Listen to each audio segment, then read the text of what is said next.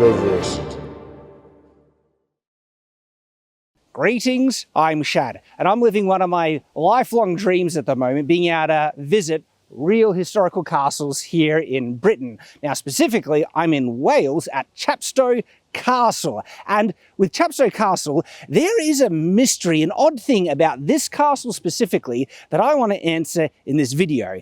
And it's, why is it so poorly designed? Now, that might come as a bit of a shock to people because it's a castle and it's a great looking castle. But in terms of its actual fortified layout, there's some interesting weaknesses that you don't see on more conventional castle design. And I want to point out what those weaknesses are, and it's very focused around the Great Keep, which we're going to go to, and I'll be able to show you in person. And what you see behind me here is the Chepstow Castle Great Tower, and I find it very interesting that it isn't often referred to as a keep, and as a result there's some very mysterious things about the Great Tower of Chepstow Castle, let alone the fact that it's actually one of, if not the oldest stone castle in Britain, if not the whole world. And you can actually see that because on the bottom level, you'll see that it has a very rounded arch above the door. That actually indicates that it's a Roman style of building and architecture. And this is actually a commission, you could say, by William the Conqueror, and it's one of the Norman castles. What's really interesting about this period is that it is often assumed that all the castles of this period were Motte and Bailey style wooden castles or keeps. But the fact that we have Chepstow Castle right here indicates and shows that absolutely they were building, well, not many, but there were absolutely stone castles in this period. There might actually have been some stone-style fortifications in Europe, around Normandy, France and everything, because remember, William the Conqueror and the Normans kind of brought this idea of building castles and fortifications with them, which indicates they obviously had that idea where they came from. And you also have to remember that Romans were building fortifications out of stone for a good while before the idea of a medieval castle even came about. I have a video on, did Romans actually even build castles? Is there such thing as a Roman castle? Check out that video for the deep information on that.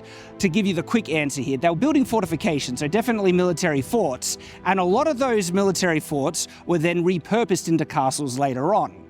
And so the idea of having stone fortifications, well, it was absolutely around much earlier than Chepstow Castle, but in terms of having what, you know, the idea of a castle, a fortified medieval residence, Chepstow Castle, specifically the Great Tower right here, is the earliest that we have around. Now, we are going to be having a dedicated video where we look through all the many parts of Chepstow Castle. This one, as I mentioned specifically, is a more focused discussion on the Great Tower because of the, well, not only the fact that it's significant because it's one of the oldest stone ones around, but also what it is, okay? Now, common definitions of castle would identify this as a keep. People are reluctant to call it a keep because it doesn't really conform to the standard or more common designs of keeps of this period, more specifically the Norman keep. Norman Keep is very iconic in the sense that it's a very square building, smaller square towers on each of the corners. You don't see that with the Great Tower of Chepstow. In actual fact, Chepstow, the Great Tower here, is more of a rectangular building. Now, it is fortified in the sense where you can see the narrow windows, very hard for someone to climb through. The windows are offset from the ground, they're very high up, so very hard to get access to. And even though it has a stone accessway now, it never originally had that. It actually had a type of wooden structure and drawbridge that they could either collapse or just withdraw the drawbridge when they were wanting to defend the castle and prevent people from getting there. Now, there's a number of kind of images that are depicting what this would have looked like earlier on, and they do depict it with having crenellated battlements at the top. So it's definitely fortified. Now, in the terms of what a definition of a keep is usually defined as the primary fallback position in a castle. So if you're getting besieged, right, and even some of the outer walls are broken through, you fall back to the keep, the place of last resort, as well as it being the most primary fortified building in the castle. And so for all intents and purposes, this absolutely identifies or qualifies as a keep in that sense. And I'm perfectly happy to refer to this as the Keep of Chepstow Castle, even though if you go back far enough, they might have referred to this as the donjon. donjon essentially means great tower, and we call this the Great Tower of Chepstow.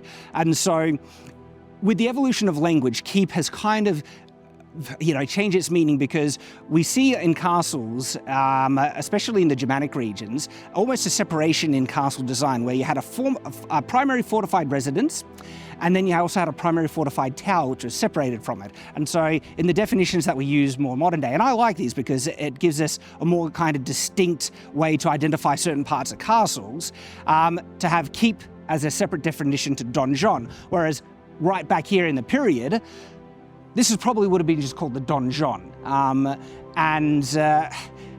The term keep comes from the term like kype, or which also kind of means like a drum tower or something like that. And so a lot of even the classic Norman keeps would have just been called the donjons, great towers as well. So as I mentioned, when you look at recreations of this style of keep, it's more rectangular, and the original more Roman style architecture version of it is far more analogous to a type of fortified manor house, you could almost call it, with a crenellated battlements. You can actually really see how rectangular the design of the Great Tower is on the model that they have sitting outside of the castle. And so yeah, very rectangular, and what you're also going to see is a lack of defensive towers attached to the tower. And I wonder if that's one of the definitions people use to really call something a fortified keep, because there are some people who are reluctant to call the Great Tower of Chepstow a keep.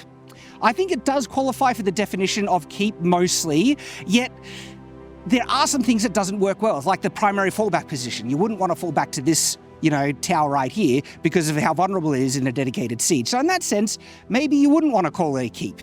And as I was talking about as well, in more conventional, keep design, especially Norman keeps, they have towers attached to it, which give greater field of fire and flanking ability if anyone's kind of trying to approach the castle from any direction. If you have towers on the outside, that gives you a field of fire to be able to shoot down sideways on anyone trying to approach the castle.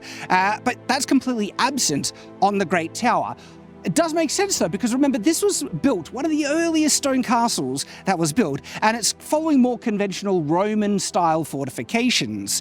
Though we do see, classic Norman keeps that have that design. It's just interesting that they're absent on the Great Tower of Chepstow, which makes it less defensible, even though it does have these fortifications. Then it was added onto, because you can see on the bottom level, especially that primary entrance, it has that rounded archway over top.